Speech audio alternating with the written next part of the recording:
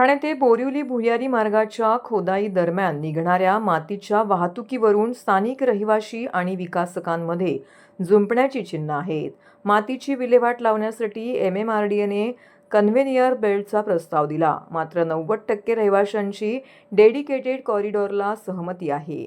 या प्रकल्पाच्या मध्ये जी जागा आहे तेथून मातीचा भुयारी मार्गाची टेल कंप्लीट करून टाकावी, तसेच डेडिकेट सुमारे 18,838 कोटी रुपये खर्चून हा प्रकल्प उभारण्यात येत आहे. या भुयारी मार्ग खोदाई दरम्यान निघणाऱ्या मातीच्या वाहतुकीवरून सध्या स्थानिक रहिवाशी आणि तेथील विकासकांमध्ये जुंपली आहे.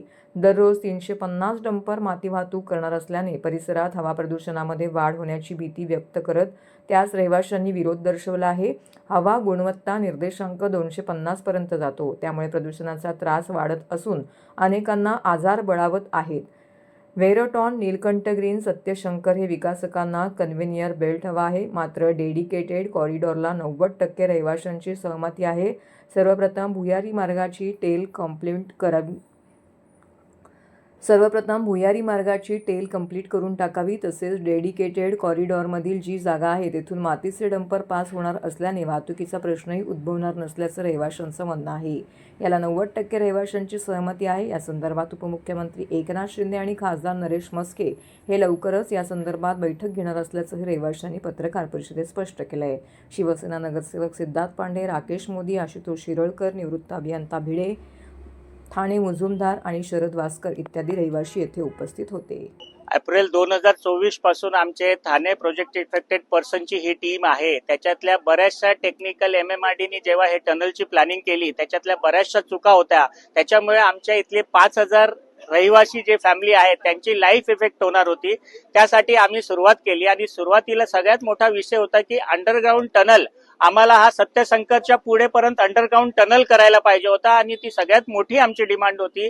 गेल्या 1.5 वर्षाच्या लढ्यात आमच्या आदरणीय उपमुख्यमंत्री एकनाथ शिंदेजी आणि ठाण्याचे खासदार नरेश म्हस्केजी आणि यांच्या सहयोगाने आमच्या अंडरग्राऊंड टनलची जी पहिली मागणी आहे ते सत्यशंकर पर्यंत क्लिअर झालेली आहे. दुसरी मागणी आमची अशी होती की मग हॉलिंगचा जो विषय आहे त्याच्यासाठी त्यांनी आम्हाला प्रपोज केलं होतं की कन्व्हेअर बेल्टचा आमचा सुरुवातीपासून विरोध होता. आमचं असं म्हणणं होतं की एकदा TBM मशीन आतमध्ये गेल्यानंतर तुम्ही आधी आमची टेल कंप्लीट करा सत्यशंकर परत, ज्याच्याने आमची लाईफस्टाईल वरून व्यवस्थित मेंटेन राहील आणि अंडरग्राऊंड टनल खालून तो काम टनलचा चालू राहील 3 वर्ष 4 वर्ष, ज्याच्याने आमची लाईफस्टाईल डिस्टर्ब होणार नाही.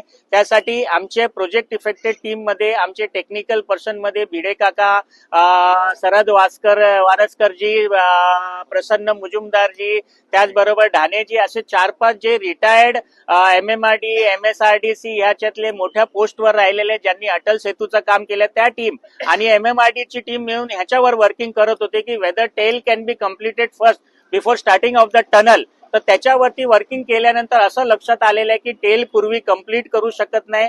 आताही त्याच्या गोष्टीवरती चालू आहे, लेकिन MSRDCने त्याच्यामध्ये आम्हाला एक प्रपोजल असं दिलंय की मधून एक MMRDने एक प्रपोजल दिलेलं आहे की डेडिकेटेड कॉरिडॉरच्या मार्फत ते ट्रक वगैरेची मुवमेंट करणार. ती ही गोष्ट आम्हाला समजलेली आहे. 90% लोक त्याच्यासाठी तयार आहे, पण 10% आमच्यातले काही लोक आहे त्यांचा या गोष्टीवरती मत विभिन्नता आहे. त्यांना तो डेडिकेटेड कॉरिडॉर समजलेला नाहीये आणि त्याच्यावर आमची वर्किंग चालू आहे. तर एकनाथ शिंदे साहेबांना आम्ही whether the tail has to be completed first, whether conveyor belt किंवा आपल्याला डेडिकेटेड कॉरिडॉर ह्याच्यातला कुठला विषय करायचा त्याच्यावरती आमची वर्किंग चाललेली आहे. पुढच्या 1 महिन्यात शिंदे साहेबांना आज सकाळी या विषयासाठी मी भेटलो. त्यांनी सांगितलं आपण त्याच्यावर वर्किंग करून एक इमिडिएट अधिवेशन संपल्यावर एक मीटिंग लावून त्याच्यावरती जे काय अजून फायनल झालेलं नाहीये की तो डेडिकेटेड कॉरिडॉर आहे की टेल कंप्लीट आहे की कन्व्हेअर बेल्ट आहे, ते पुढच्या काही दिवसात क्लिअर होणार आहे. जसंच ते क्लिअर झालं त्याची माहिती आम्ही तुम्हाला देऊ. आता अखेरचा जो सगळ्यात मोठा